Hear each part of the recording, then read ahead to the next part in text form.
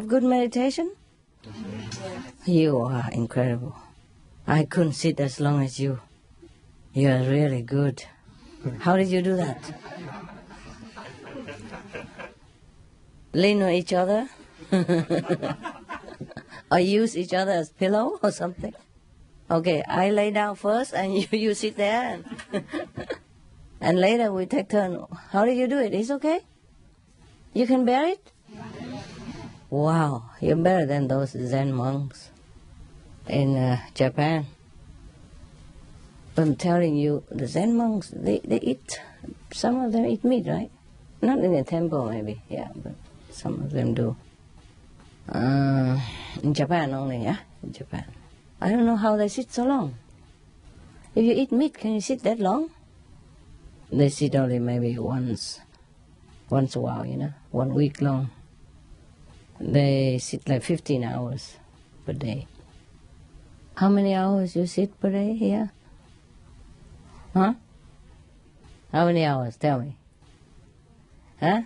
24 hours? Oh, you kidding me. Give us a break. You didn't count the time you go out, drink coffee, and then you drink tea, and then you eat snacks, and then you eat breakfast, and you eat lunch, and something in between. You didn't count that, did you? 24 hours, my foot. Never mind. Almost, eh? Almost, eh? You can count like 24 hours, eh? Because you can't even sit anywhere. You can't even walk around here. Oh, what a gruesome exercise. Oh, who told you to come here?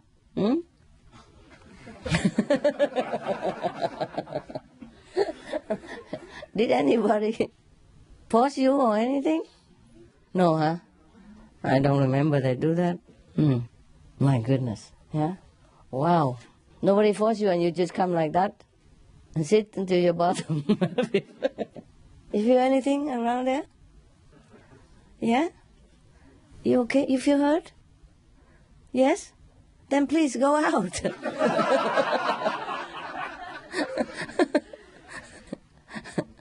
Go. You're free, man. No? No hurt anymore? Wow, that's quick. Even medicine takes longer than that. Hey guys, I really love you. That's a good point, yeah? But I have a little headache and stomach problem. Did any of you have any problem? I mean, outside people, yeah? What do you have? Stomach? Stomach. Like loose stomach? Yeah. Oh. The kitchen better wash it well, eh? Where's the kitchen? They have to better put it in salt, salt water, and soak it for 3 to 5 minutes in salt water, and then rinse it 3-4 times. Maybe the water here. Is the water here good, normally? Yeah? Should be good, right? In France, the council is very strict, with water. I don't know, maybe a different water, eh? Sometimes you change places, you have problem, me too. And a little headache. Any of you have headache? Yeah. Oh, no wonder. Oh my God. Okay, you have medicine already? Or you just do the sound and it's get better? Yeah, that's normally, yeah. But if it's unbearable, please take some medicine, okay? For peace of mind, yeah? I read you some beautiful stuff, yeah? A story of Moses again. Remember yesterday we have poetry about a poem, about Moses and Egypt. The people outside can hear or not? In the daytime, they can, right? Okay. Sorry about last night. Last night was a good stuff and nobody can hear it, huh? But you produce quick, huh? And then all centers can have it and they can listen as many times as they want. Yeah? Okay? Until they understood. Because sometimes, even if you listen here, but you don't understand right away. And sometimes your mind wander just a few minutes or a few seconds, then you missed it. You missed some point. The same when we watch television also, huh? We miss just a few seconds of good clues of the film or something like that. It happened, yeah? So it's good you listen again and again, yeah. Once, Moses was asking God to show him one of God's friends. And a voice answered him, "Go to a certain valley, and there you will find one who loves one of the chosen, who treads the path." And the one who's going on the right way, like Vnmese, for example. Huh? You know that, right? Moses went and found this man dressed in rags, plagued with every kind of insect and crawling thing. So he said, "Can I do anything for you?" The man answered, "Emissary of God, bring me a cup of water, for I am thirsty." When Moses returned with the water, he found the man lying dead. Oh, what a friend of God. So died so quickly. He went away to look for a piece of cloth for a winding sheet. When he came back, he found that the body had been all but devoured by a desert lion. Moses was very distressed beyond measure and cried out. You would know. All-powerful and all-knowing one, you convert mud into human beings. Some are carried to paradise, others driven through tortures. One is happy, another in misery. This is the paradox which none can understand. Then an inner voice spoke to Moses, saying, "This man had relied upon us for drink, and then turned back from that trust. He relied upon Moses for his sustenance, trusting in an intermediary. His was the fault in asking for help from another after having been content with us." Conclusion. Your heart attaches itself again and again to objects. You have to know how to keep the connection with your origin. Ilahi Nama. That's probably one of the Sufis master in the old time. Any comment? Anybody know? Just sit there, wait to be spoon-fed. Sha. So simple and don't know. Anybody know? 2 candies. Make it 3. No? Yes? We should rely on God.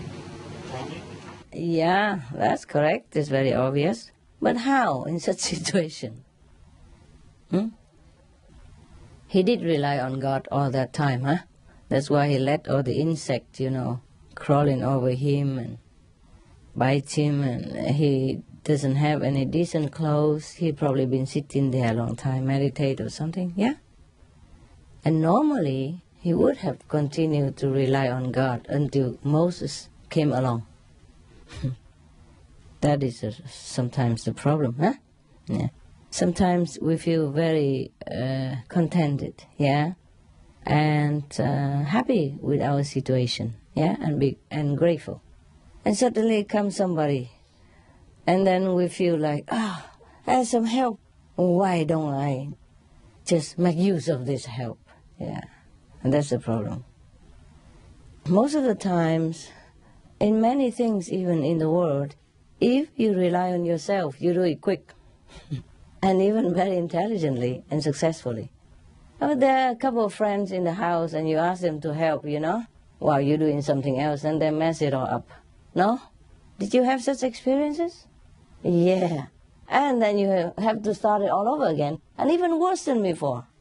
Because they mess it all up, that you have to repair it first, or you have to work around it in order to make it correct, yeah? Similarly, I don't know, most of the time when people are alone they are more happy and contented. Yeah. I also remember one of the saint or yogi in India, a story about a yogi. He was sitting in a mountain cave, meditating all by himself, and was happy and drinking Ganges water and eat whatever in the surrounding or whatever he can afford.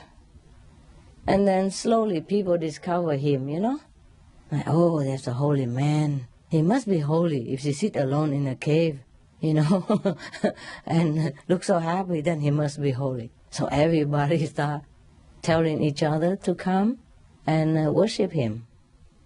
They come, and then finally one guy says, Master, you sit here all alone. Aren't you lonely?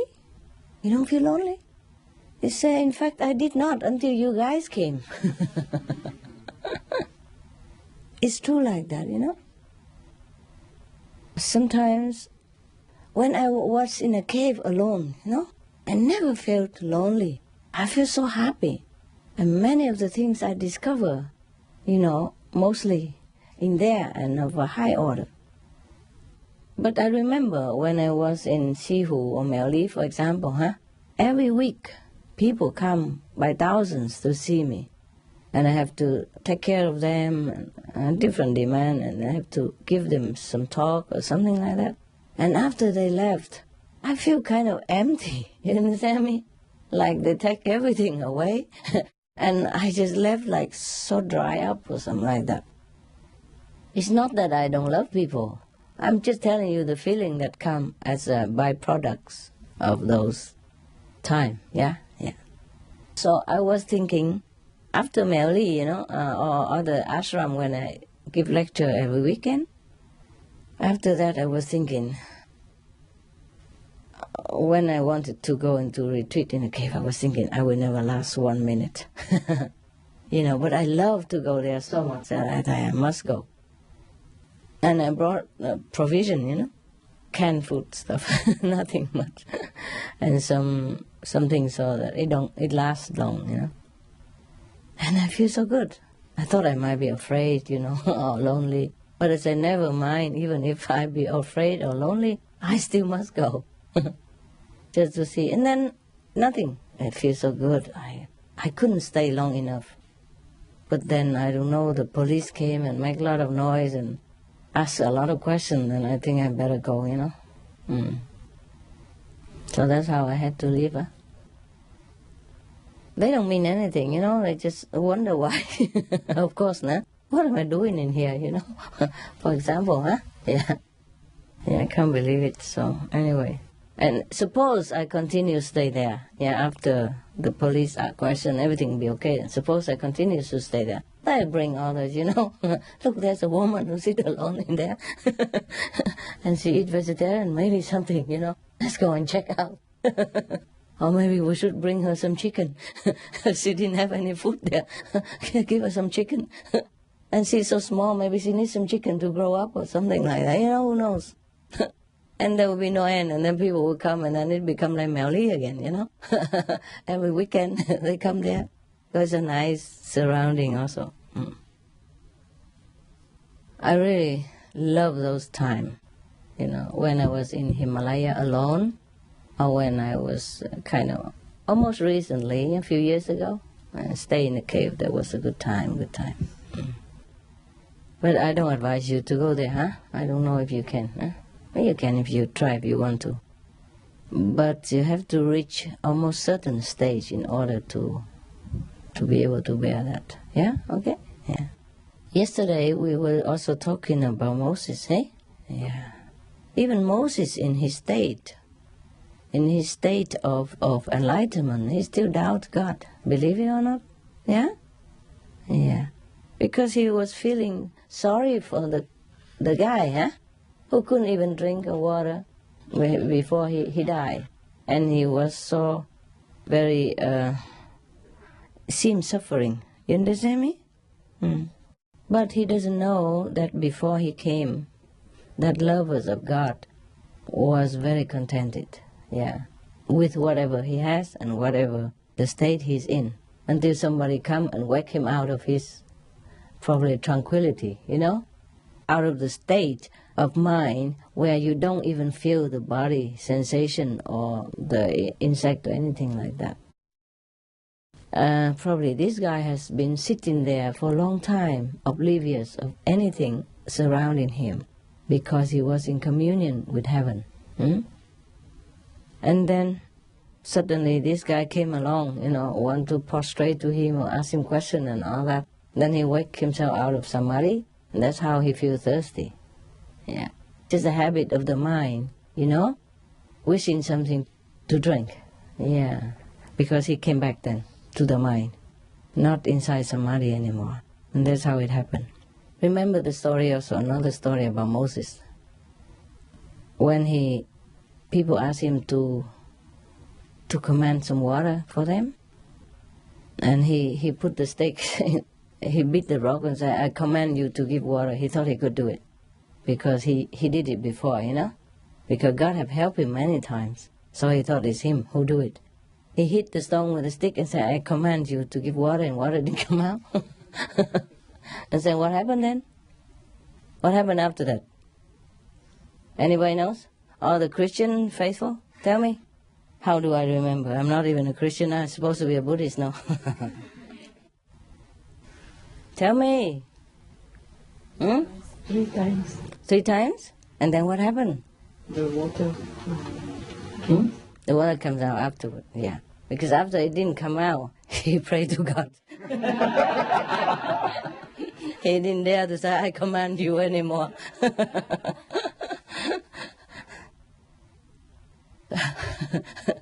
Is that correct? Yeah, because the first one, And later he prayed, and then he has faith again, then the water comes out.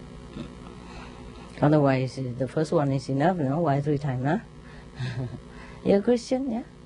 Yeah, at least you remember something. Shame on all of you. Shame, shame, shame. If God heard about this, that his devotees know nothing about this story, he would feel very, he would feel frustrated, no? What kind of children who don't know nothing about the Father, yeah? Okay, cool, never mind. She said because he has doubt, Yeah, so it didn't come out. So later it comes out. At least it comes out, the water. That's the main point, right? Who care? Who care who made it come out? Yesterday we also talked about the renunciation, huh? The story yesterday also remind us, just like today, huh? Yeah. People are doubtful when they come back into the state of mind instead of state of heaven. Yeah? When they come back out of samadhi, out into this physical world again, and the habit of the mind begin to control them again. Like the guy who has been sitting there, oblivious of all the insects and mosquito, anything that biting him, oblivious that he has no more clothes, because he sit too long, that his clothes has become tattered. You understand me? Yeah. And despite all that suffering, of the elements, wind and rain, whatever, he wasn't aware. And even all the insects crawling around him, he wasn't aware. That means he was in samadhi. No? Do you understand? Even if you sit here in Paris Center, if the insect crawl around you, would you just let it be? I don't think so. You will come up and shake it all loose, huh? Yeah. Wouldn't you be not aware? Maybe not. Maybe you're so big saint, you're not aware. You're not aware at all. Yeah. You were in samadhi, supposed to, but whenever I just walk out, you will tiptoe, and you open your eyes and clapping. You're not supposed to clap at all. The state of Moses like that. So, because Moses was feeling like he was the only devotee of God, most often. And there are many other stories, not many, but some story illustrates that Moses, at some stage of his spiritual practice, felt proud, like he's attaining God's favor. Because God spoke to him, he saw God and blah, blah, blah, blah, and he could even manifest a snake out of his stick, blah, blah, blah, wow, what's a big deal? So he was feeling proud somehow, So now and again, God showed him a better devotee, There's another story I told you the other day long time ago. I think I tell you a story about God also saw him another guy, show him another lovers of God, which is better than Moses, and he was very doubtful. Yeah. But then at the end he believed. And this time again, God showed him another devotee of God. But that guy also, at the final moment, turned against his belief in God. Not turns against, but he forgot. He forgot that God would take care of him anyway. Don't bother about asking another person for drink. He need not ask, and the drink will come somehow, or maybe rain or something like that. But I don't think that is the highest God, though. Nah, maybe God of second, third level, or something like that. The God Almighty, He is very understanding. You know, if you ask for a glass of water, He wouldn't write it down and say, yesterday you forgot me for 2 seconds. I think He's very loving, yeah, and very forgiving, yeah, and understanding. The state that the human have to endure here, you know, to live is horrible, no? Even if God comes down here, I don't know how long He lasts. Well, He probably lasts long. But it's a lot of suffering, you know, like look at Jesus, Buddha, huh? Even in their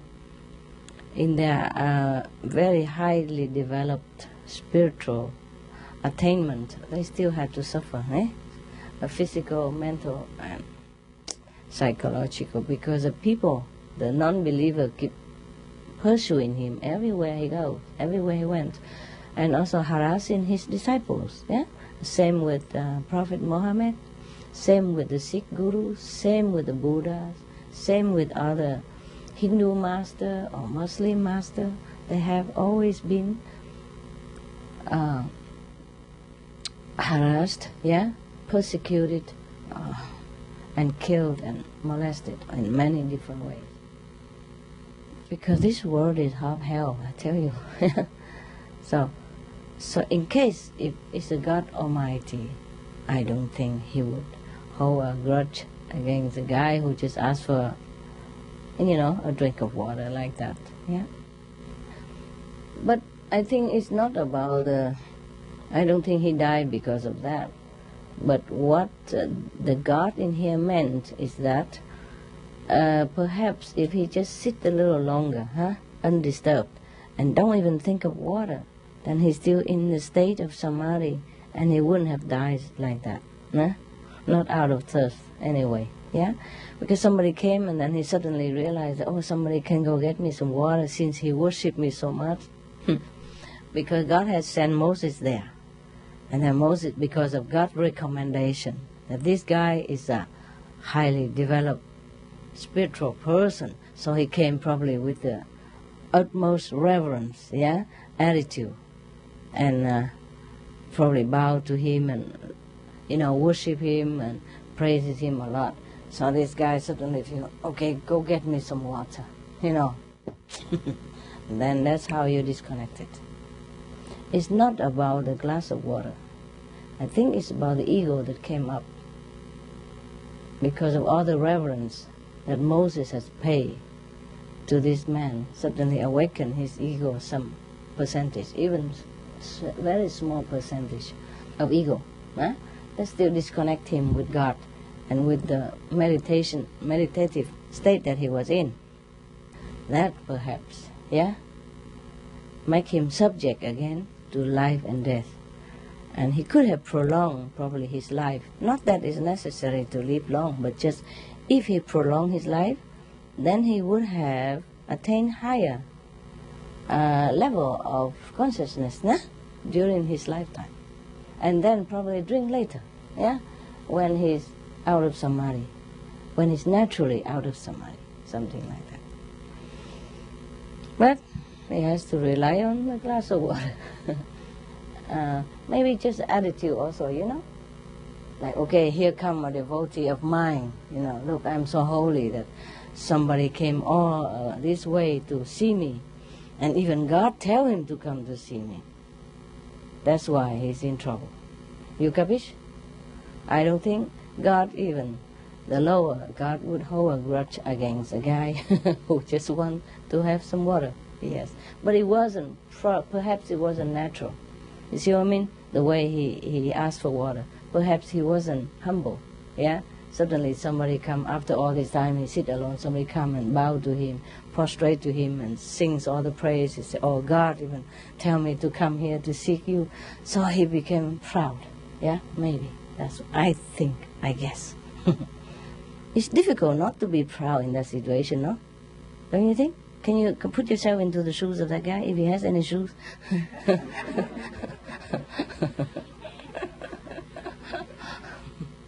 I doubt it if he had any shoes, but just in case he has. Do you understand? Yeah. Okay, now, I remember the story.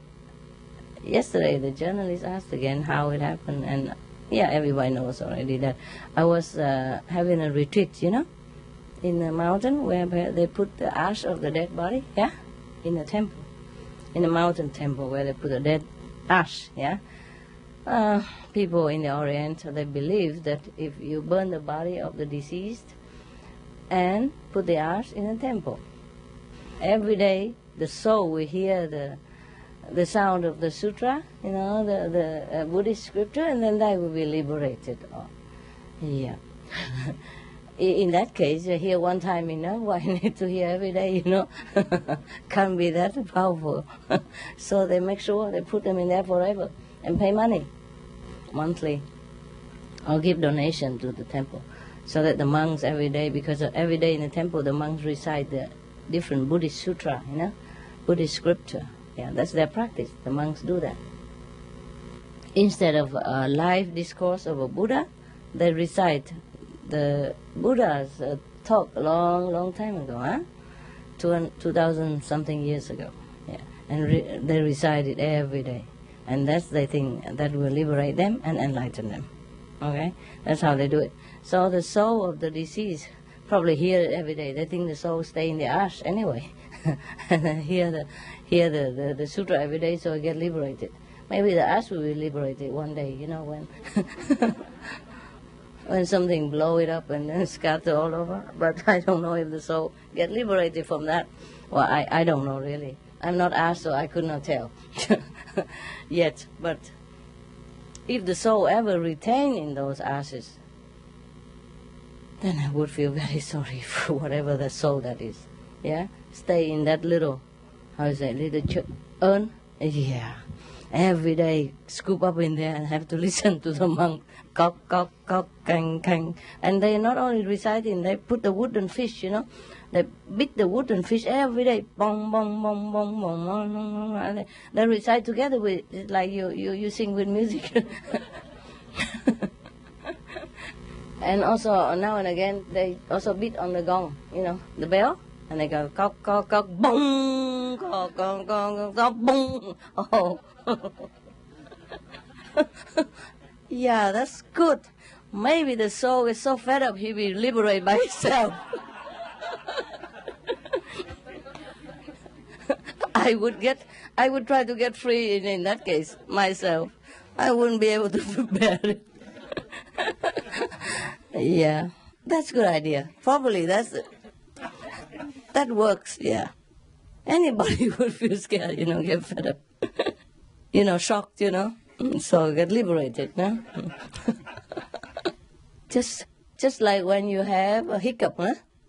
Somebody say if somebody shock you out of it, huh? Then you stop hiccup. I tried on my dog, it works. The other day, the big dog, Zolo, before I came here a few days ago, Zolo had a hiccup. I don't know why he had a hiccup. I was worried about him. I give him water because they say if you have water, you drink straight you count to 9, don't breathe, then your hiccup also gone. But he doesn't drink. What am I to do? I just drink, Zolo, please drink some. It's good for your hiccup. And he just said, he turned away from the water. I was so worried. I start screaming, and I tell him all kind of stuff. And then he was looking at me like this. What have I done, And then his cup just stopped dead. But one of the disciples who lived nearby, he was worried. He come running to me, Master, what's wrong? What's wrong? Because I was talking very loud to Solo. I scream at him, and I use a cushion to beat his bottom. And he was so shocked. The dog was so shocked. Who was looking at me? What have I done? But his hiccup stopped immediately. So I said to him, Solo, I'm sorry, but I cure your hiccup, no? And I said to your brother, oh, don't worry, no, I'm just trying to be a doctor here, He probably thinking, what kind of doctor is so loud like that? Also, I explained to him, I heard people say that if you shock somebody out of his mind, and the hiccup will be gone. So I just tried it with Zolo, and it worked. He said, good, Master, bravo. Yeah, it's a true story. My God, what do I all have to be in my house? You have no idea. Doctor, hiccup doctor. That's also happened to me. I was retreat for 3 months. I was almost at the end of the retreat, and then one day it is raining and thunder outside, and a group of people, 4, 5, 6 people come in and then say the Kuan Yin Bodhisattva inside tell them to come there and learn meditation, blah, blah, blah, yeah? But I don't remember feeling proud at all. I feel a little surprised. And then I said to them, go home first and then be vegetarian or something and come back. Something like that, yeah. But I didn't ask them for water though, no. I have water next to me. I didn't ask for anything. Luckily, I have water from the tap. So that he could not trap me anything. He could not blame me for anything. Yeah. I even told him I have to be vegetarian. I said that I'm still on retreat, I'm still in the retreat. I have not ended my retreat yet, so maybe they come back later, another time, yeah? But they have to try to see if they can be vegetarian first. Something like that, yeah. At that time, I didn't intend to teach anybody, So let's say if they can be vegetarian, then maybe I teach them. Why not, nah? If not, then okay, that's good even. Many times I tried to escape. Didn't want to teach people so much. But then after 3, 4, 5 times, yeah, I'm just discovered by everybody. Even in the temple in New York also, people also come. A bunch of chocolate people, yeah. They come and also knock at the temple, say, yeah, they're in the master, tell them to come here. So I asked them, nonsense, how you know? And they said, we didn't even know the address, They just keep guiding us here. And it takes a long time to find you. And they say, go and find Master Chi. So I named, no, Master Chi, no. But actually, Chinghai, they couldn't hear it well. So I said, Master Chi. Because mostly the people associate Chinese with Qigong, Qi, the Qi, the Qi. So they also call find Master Chi. I said, that's not enough. I'm not even named Master Chi. But Chi in India mean great, yeah? Great master, actually, They call you Master Chi. Chi also, Chi, J-I. Chi, like Baba Chi, yeah? Mean great Baba. Swami Chi, a great Swami, yeah? Maharaji, great king. The Chi mean great. That's it, just a respected word. So probably Master Chi is mean like that, yeah? And then I said, no, there's no Master Chi here. You mean the abbot? His name is not even Chi or anything near it. No. In the vision, it's a small nun, yeah? Lady, not man, not abbot. It's you, look like you, must be you. I said, why did he say something like that? I'm not a master here. I'm just an attendant of the master, of the abbot.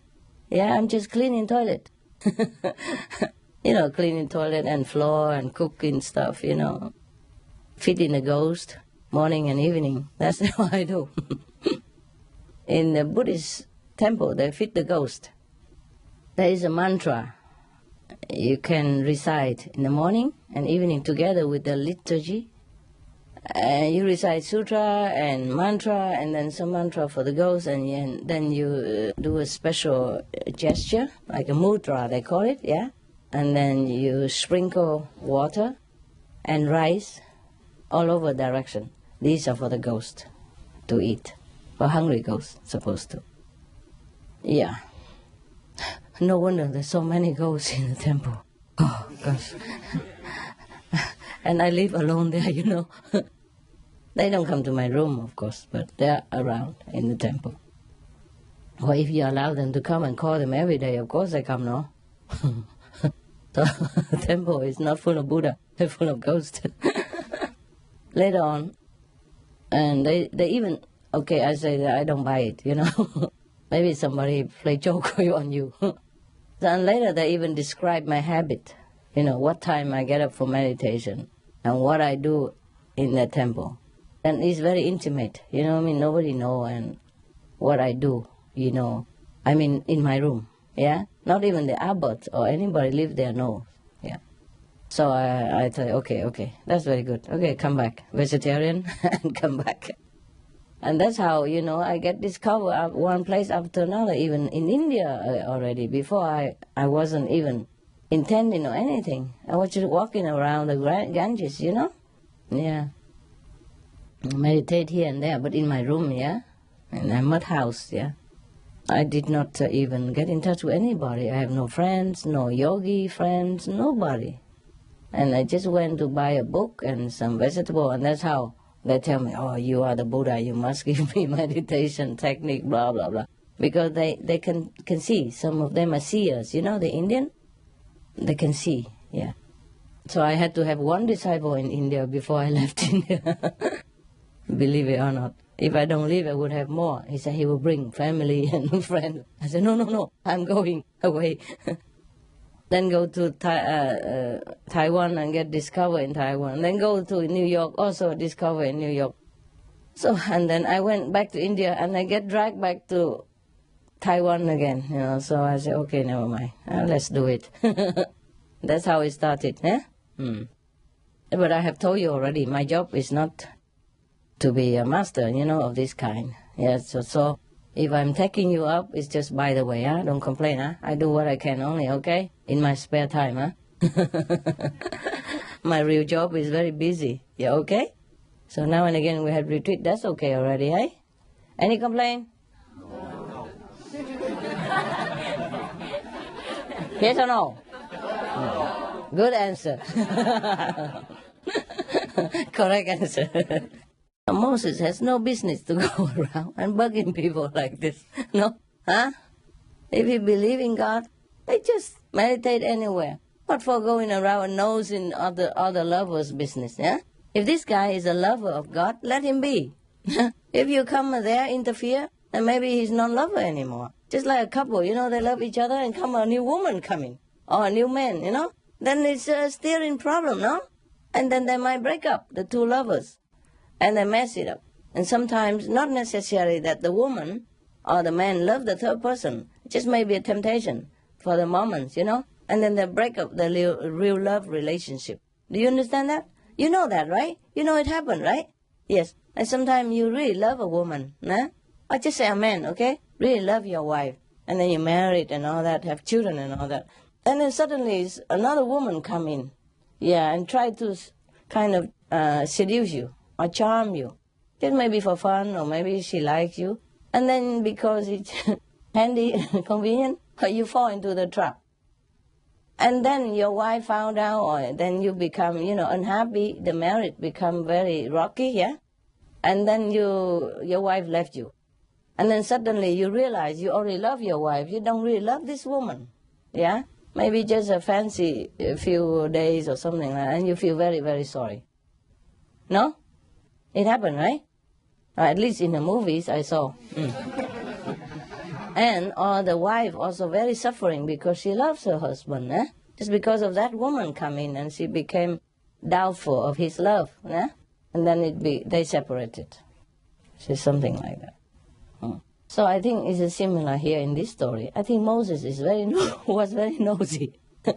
he went, this is This is the second story I know about where he went to see another guy who lovers of God.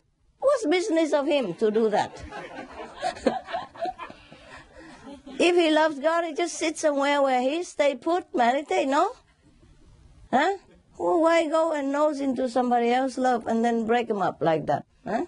So, if I were really that God in there, I would just tell Moses off, or kick him out, instead of punishing the poor guy, you know, who were charmed by a few moments of fleeting splendor of arrogance. You understand me? Yeah, poor guy. It's all Moses' fault. Don't you think?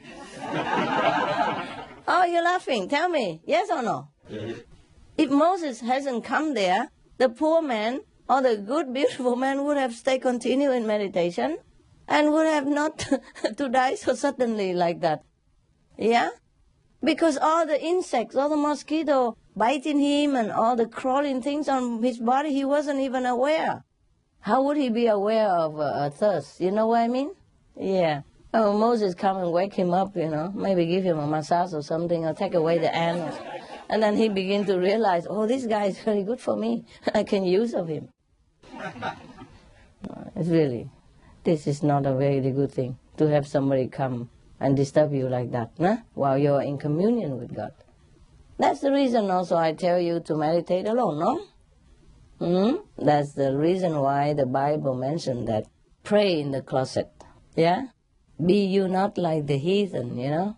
Proclaim their prayers and love for God very loudly on the street, you know, or in the market, yeah? Be you a discreet prayers. Pray in the closet, in secret. Then God, the Father, we know it and reward you openly. Remember that? Yeah, that's what it is.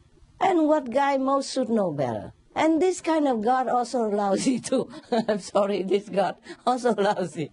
Knowing Moses is a very nosy kind of guy, why send him to disturb the poor pure lover like that?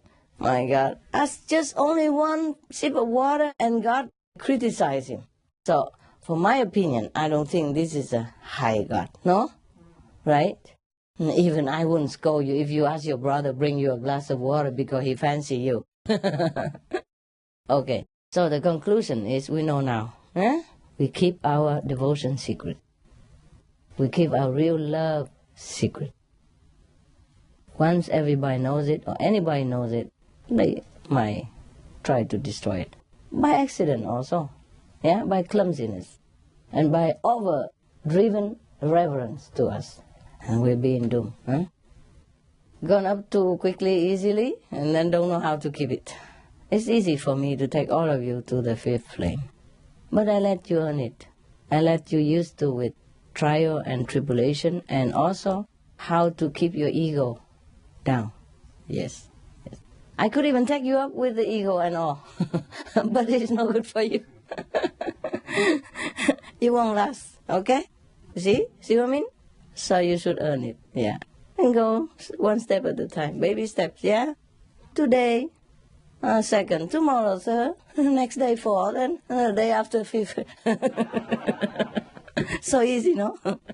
No, it's not like that. But with the Master Grace, you can do it, no problem. Yes, no problem. Even from tree turn into human can do. Not to talk about taking you up to the fifth level, nah? If fifth level is what you want, fifth level is what you will get. You can run away from it. Don't worry. Sooner or later. Okay? Yeah, you're welcome. And even if you ask for 2 glasses of water, I won't say anything. I'll give you 3. See, that's why over here I tend to buy everything. Buy a lot of water, a lot of fruit, a lot of food, so you don't have to ask anybody. And a lot of karma, I don't have to take account on that. Yeah. It's very difficult to keep our mind steadfast in one concentration on God, nah? But you do your best and God would appreciate it, no? And given the circumstance that we are in, nah? The misery around us and the difficult survival situation here, nah? God would understand, no? Any God would understand. That's why I told you have to get above this guy, above this, accountant God. He's surely an accountant. Just one little thing like that. He take note and he said, that's it. You cannot go up to it. And that guy have to come back again and start it all over again. Probably sit until his bottom falls off and he still take account. Last life you take the glass of water from Moses. Past karma, past life karma. It won't erase it. Oh, God. I'm telling you. He must be the jealous God, the second God, yeah. In the Bible, there are many accounts of different way God spoke to human. And anytime you see something similar like that, then we must know that the second level of God, yeah?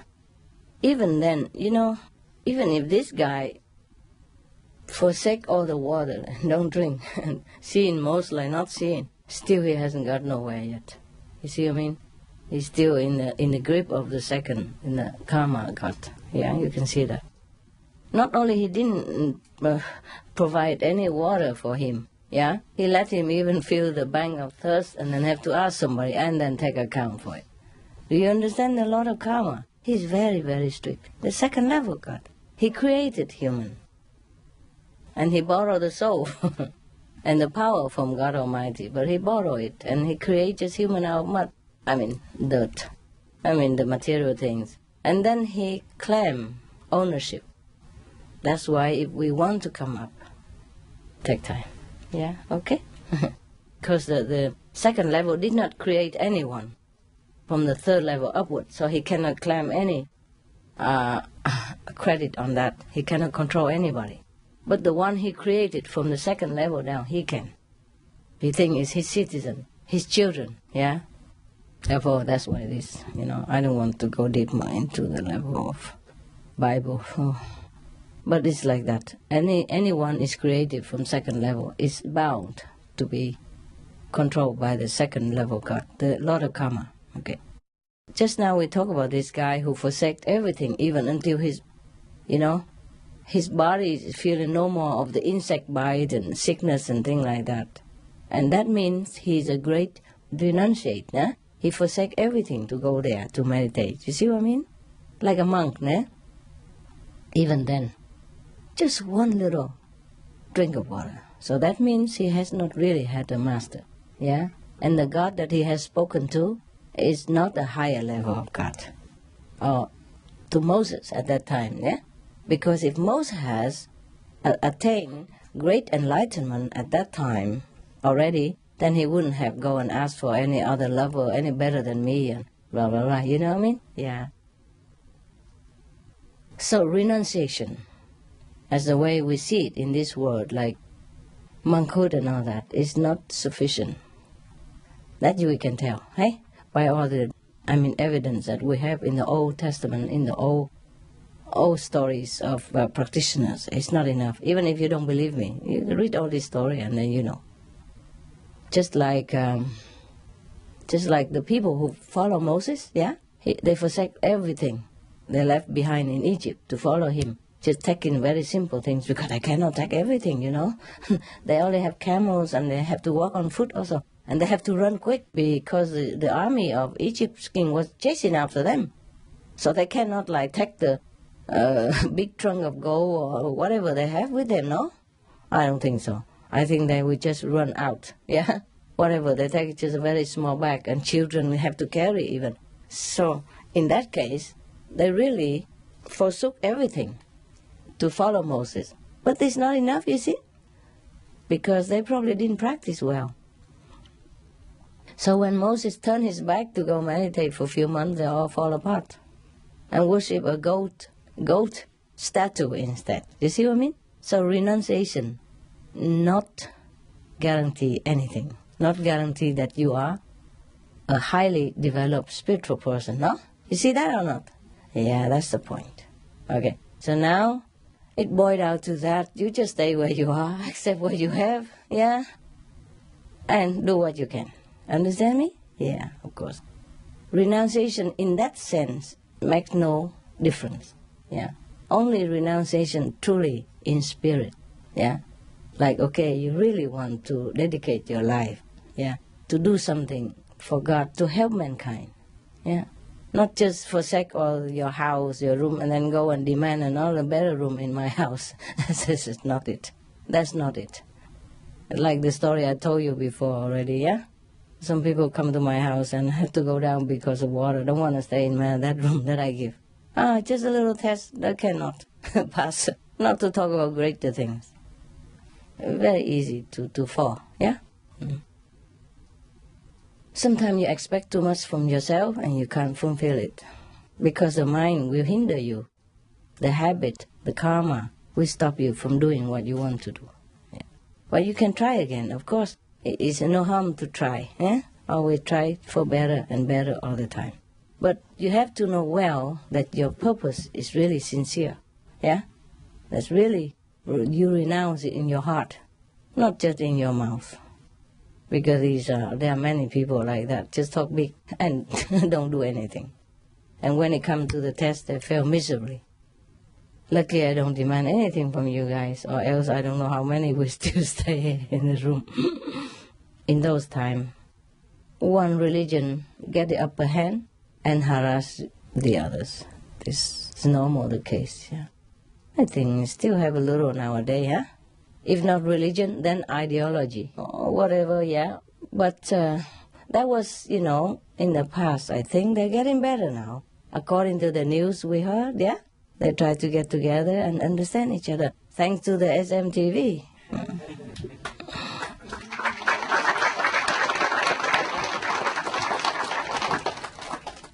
We're trying to promote peace and understanding between different culture and religion.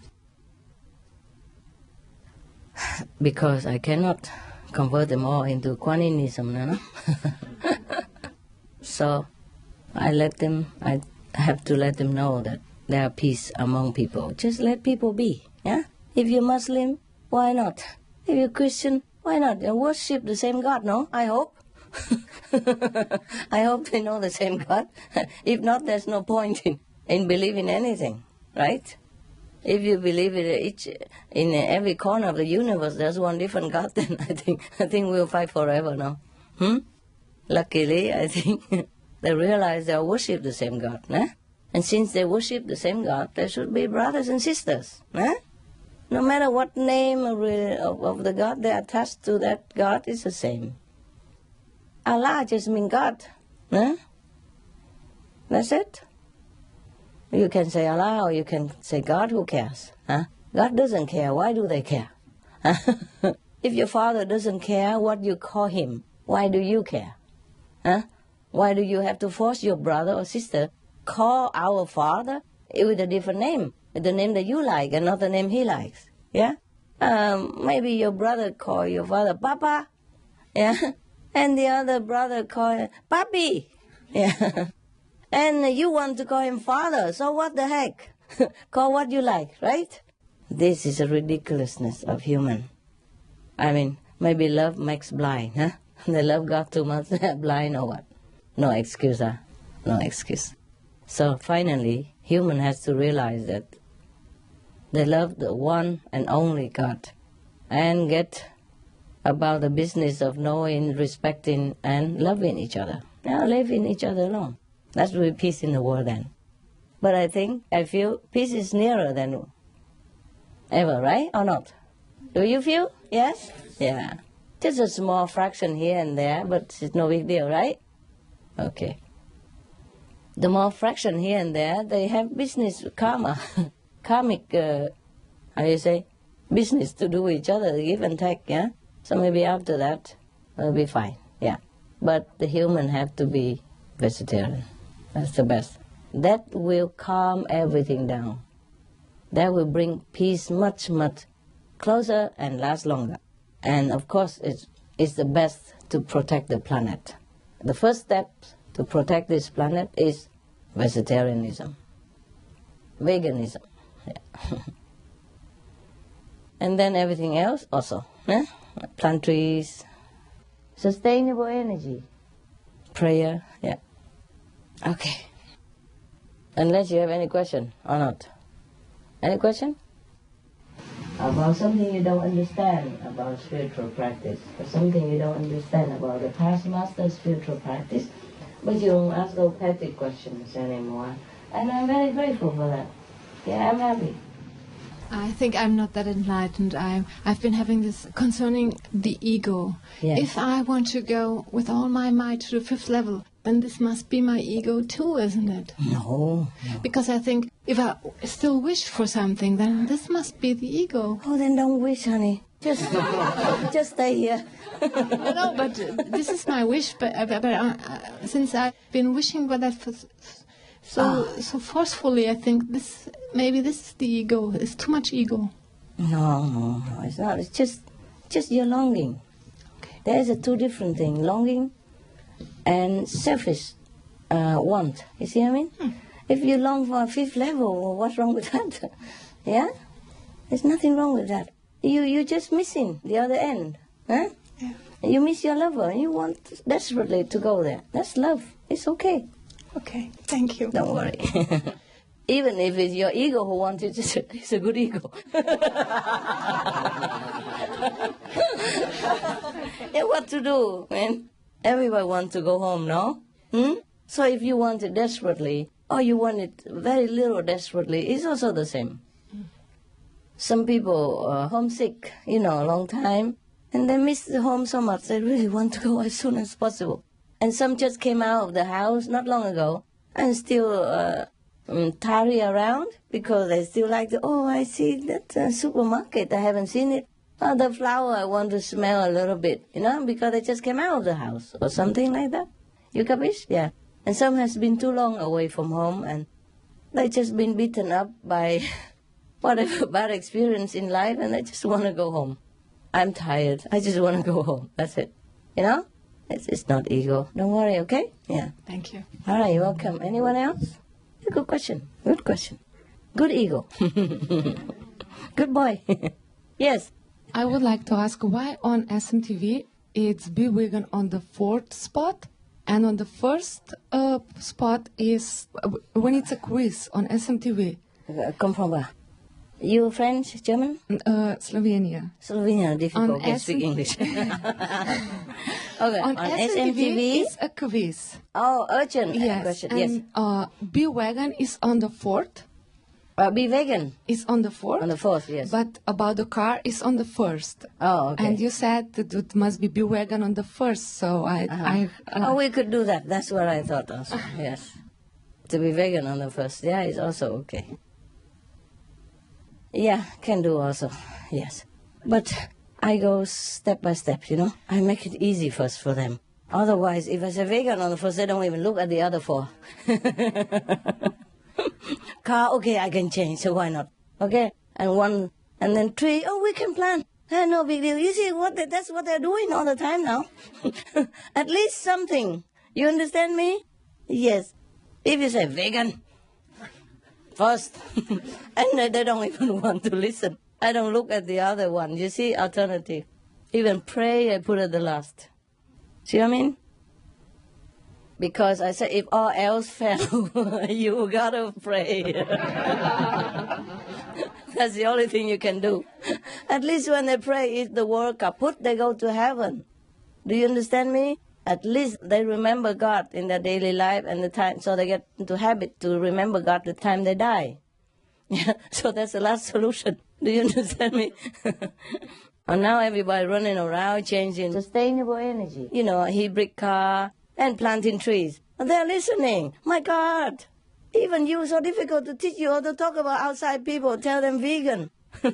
Immediately. I wish I could. That's what I thought too. Yesterday, in fact, I was thinking about that, I should be vegan, vegetarian on the first list, yeah? But, well, you know how the humans are, yeah? It's easy to them to do first, First they go kindergarten, no?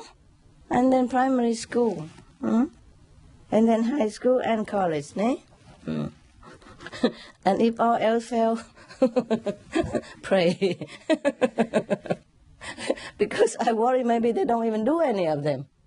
So I say, okay, you read that you don't want to do it? The second one, don't want to do it? Third, don't want? Vegan don't want that. Pray, please.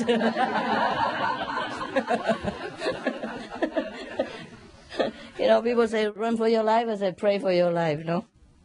I mean, we don't take that seriously, so we don't care, you know. If they don't do all these, okay, then pray, please, you know. Or what else? Huh? Good question. Intelligent. Next one. Yeah. It's good you ask questions, so other brothers and sisters also understand what they think, but they don't ask, you see? It's cool. Next one. In Belgium, we just recently, with the Vegetarian Society, the Flemish one, it's called Ethical Vegetarian Alternative. Yes. We recently started a new campaign, which is called Thursday Veggie Day. So we try to encourage people to at least one day a week be vegetarian and eat vegetarian. Yeah, very good. I saw that on the news too, yes. Very good. Yeah, they put it on the news, yeah? I didn't see One day vegetarian day in Belgium. Yeah. Continue with that. One day, and then later 2 days, 3 days, 4 days, 5 days, 6 days, 7 days. Why not? Yeah, in the newspaper there's the question if people wanted to be vegetarian for 2 days a weekend. Yes. Almost over 30% said yes. Wonderful. See that? Yeah. The newspaper, the media should engage themselves more. Yesterday in the conference for the dog book, Broken My Life book, I say that the media is very, very important. They should engage in this and spread the news and, you know, tell the people. Wow, my God, we had a lot of work to do, you know. Bless are the Zen master who say there's nothing to do under the sun.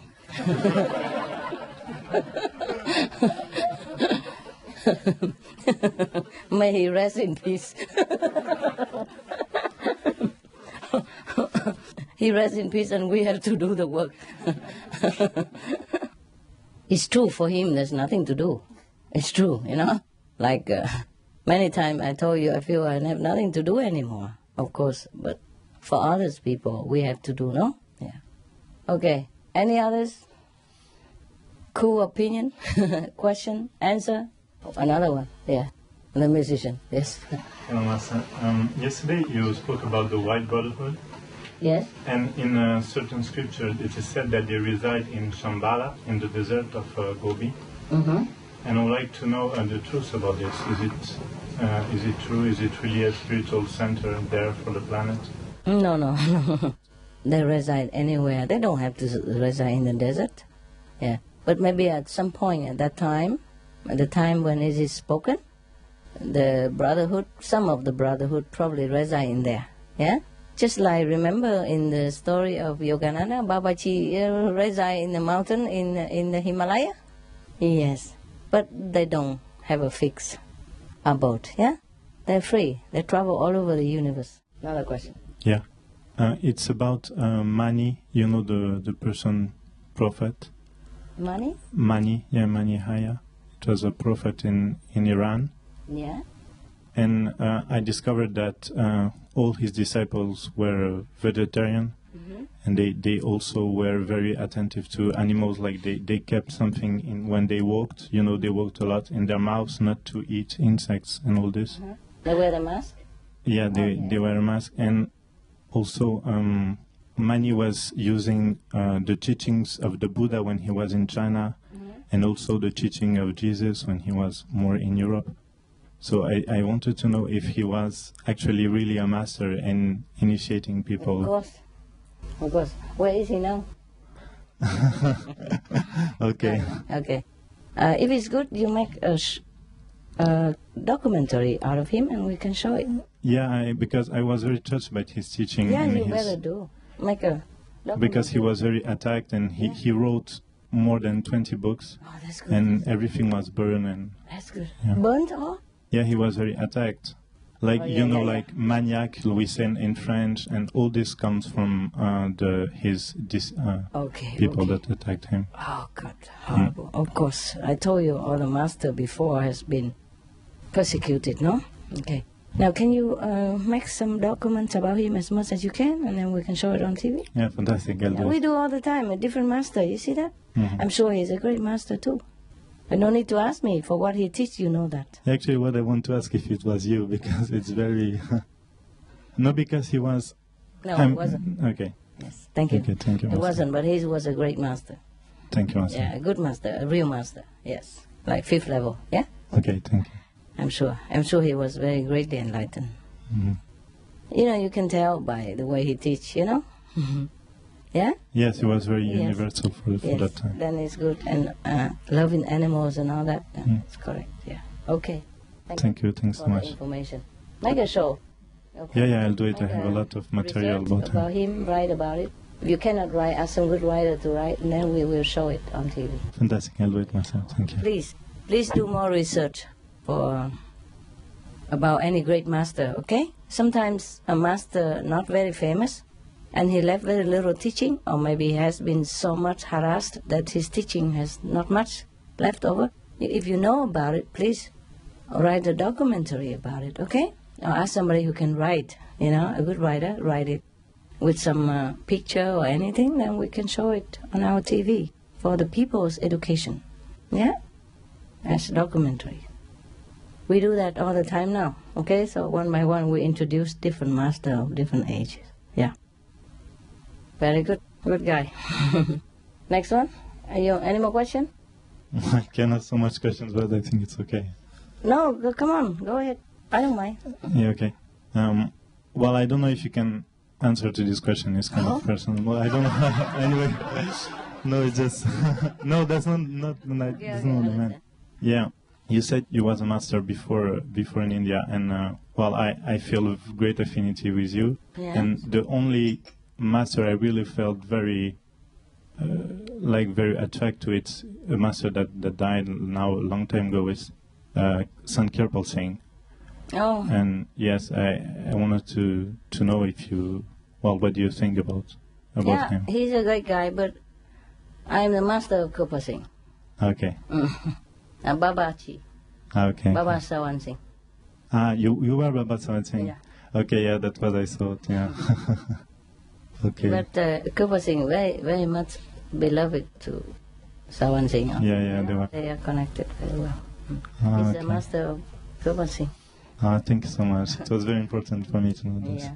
Oh, I'm so happy that you said that. Thank you. Thanks so much. Why is that? I'm not even the master that you are attached to. Yeah, no, but it's this connection, this the lineage. Same lineage, huh? Yeah, Okay. for me, maybe, I don't know, very important. Yeah. Okay. Some of the picture they took before, I look very much like an Indian guy. I look very much like him. But it's true that you have the same eyes that Sawan Singh. Yeah. It's not the eyes, it's the energy. Yeah, not right now very much, but some of the picture very much like Indian. I don't have it here. I saw some of the photos, suddenly they caught some glimpse, Mm-hmm. Look very much like Indian. Yeah. Yeah, okay. Yeah, he has similar eyes a little bit. Yeah, when I saw yesterday for the first time, I felt, this energy coming here. The same kind of energy I felt when I look at the photos of Baba Sawan Singh and Kirpal. Yeah. Okay. Yeah. Any more questions? I don't mind. No, that's all right. Why you think I couldn't answer you? Well, maybe not allowed. Why not? I don't know. Oh, That's my mind. between us, we can say anything. Yeah, anyway, it's difficult to prove these things. But some of the disciples, Indian disciples, they saw it. And even the people, when I was nobody, in New York, the one that I gave initiation, the one that came and tell me that Master Chi, yeah, they saw the revelation that I was Baba Chi, that I and Baba Chi are one. It's even written officially at that time, from one letter I sent to the other ashram. And recently some of the Indian also saw that also. They saw this revelation. Not very much secret actually. Just not everybody see it. So I don't know how to prove it. That's the thing. Yeah? And also past is past already, we don't have to. If I make a list, then I'll be all over, Okay. The method is one thing. For example, the Kuan Yin method is one thing, but the master power is another thing. Master level also different thing, huh? Yeah. Sometimes some master inherit the lineage because his father or because there's no one else, because the master chose him, but it's not necessary that master is a higher level. Yeah? So sometimes things are mixing a little bit. Okay? And also like Christian come to another country is a little different. Buddhism came to Tibet and it's become different. You see what I mean? Yeah. They included more deities and more tradition, rituals, just to blend in with the local custom, so that they can survive, or they can slowly bring them into the real Buddhism of that time. Just like now, the sister asked, why car first, why vegetarian on the fourth? Just like that. Okay, easy, yeah? Like I tell everybody, okay, vegetarian 10 days, 15 days, a month, and convenient method. But it's not my real teaching, is it? To ease some people into it, yeah? You understand? That's why they're not allowed to come here for retreat. You understand me? The convenient method people, okay, I can help them and it's good. I can help them also, and I can help the animals also. Better than nothing. 10 days a month is save lots of animals.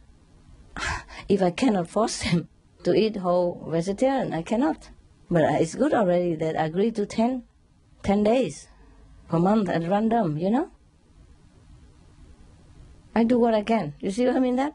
Yeah. So sometimes the master teach a pranayama, okay, or whatever else. It's just, okay.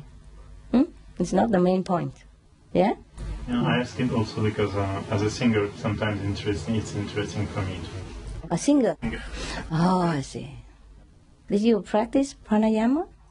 No, I stopped practicing pranayama. Okay. Do you feel worse? Do you prefer to continue with pranayama? Then you can do it. No? No, just sometimes, just before the performance, it helps to calm down. Okay, then you do it. If it helps you, then you do it, just for you. Yeah. No, it's true. There was a moment I was practicing Kriya Yoga, but not for very long. Kriya Yoga. Oh, you did? Yeah, before. And you know it's similar, huh? Yeah, I know. Then why did you come? Because it's better, you're better. Oh, you know. That's good, that's good. And then, Yeah. And in Kriya Yoga, they included pranayama, right? Yeah, they prepare the body for the meditation with the... And they recite the 5 names too? No, they don't have the 5 names, yeah. A little different. Yeah, that's why they need the breathing. Ah, okay. Yes, yeah. the 5 names is safer. Okay. The 5 names is safer. It expels all the negative away. Nothing is better than the power of God, no? Even small God, yeah? Because they're all connected, So you call the names is to ask for their protection, to clear the way, yeah? And the body will listen. God first, body come after. So no matter how you clean your body, if God is not cooperated, it's still in the body stuff, yeah? Mm-hmm. So I just choose this one. I told you I've been everywhere, but I choose what's the best, okay? Yes, no, I have no doubt about this. So yes. Just a curiosity, it's because you said that Babaji is also very... Yeah, well, look at what kind of disciple he teach. He has to even burn their arm to clean their karma. He even had make a light relay in the cold Himalaya winter for 10 days. Couldn't even move his body. He was dead for 10 days. He even has to manifest a palace in order to initiate him. How much work he has to do just for one disciple. Mm-hmm. And the other guy who wants to come learn with him, and he said, if you don't accept me, he didn't want to accept, and he said, if you don't accept me, I jump to death. And Baba said, jump. And he did jump. And he did die. And Babaji has to revive him and teach him. Oh, should I do that to any of you guys just to clean your karma? See? Babaji, huh? And the most powerful Babaji that everyone talks about. How much he has to do for just a couple of lousy disciples. And how much I have here? Lousy ones. You get it? I get it. You get my point? Yeah, of course. Yes. So he has to do many things. Tell them to clean this and that and others as well, yeah? Yeah, actually, this is the explanation that they gave themselves. Exactly. They gave like that? Yeah, they gave, exactly. What did they say? Well, that they do the pranayama to protect and to purify. Yes. But if it's initiated by Babaji and he told like that, then it works. But If anybody else will say like that, then it's no good. So if somebody else just overheard you saying that and go home and do that, it's no good, is it? Mm-hmm. Yes. You understand me? It's not just a method, it's a master. It's a Babaji who impart his power, who empower that method. That's why it works, yeah? To some other people, they make them crazy or, you know. Well, actually, if I want to do it, sometimes I can do it. Yeah, you can, but it's just not necessary, yeah. You just recite the 5 names and concentrate. It's just your habit that you want to do that. But if you want, it's fine.